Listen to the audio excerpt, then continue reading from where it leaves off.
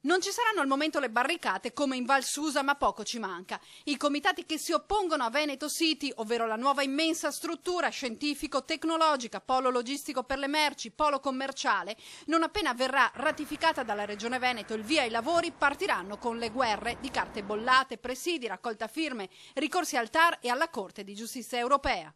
Come ricadute economiche saranno solo ad esclusivo vantaggio dei proponenti, perché al Comune di Dolo spetterà un importo pari a 1.800.000 euro, che è pari allo 0,9% dell'intera operazione. Questo comporterà la distruzione dell'area che va da Padova a Venezia, diventeremo periferia di Padova e Venezia, ci sarà una morte civile di tutti i paesi perché le attività commerciali spariranno. Non è ancora chiaro cosa sarà Veneto City, di sicuro intanto una grande distesa di cemento. 100.000 metri quadrati di negozi e centri commerciali, abbiamo 1 milione di metri quadri in tutto il Veneto, quindi capite cosa comporterà per i paesi e per le attività commerciali. Da Pianiga a Dolo, tra l'autostrada e la ferrovia, 2 chilometri che cambieranno il Veneto. Molti enti come l'ARPA, l'ASL, la provincia di Venezia, il consorzio di bonifica eccetera hanno messo sul chi va là la regione dicendo: guardate che c'è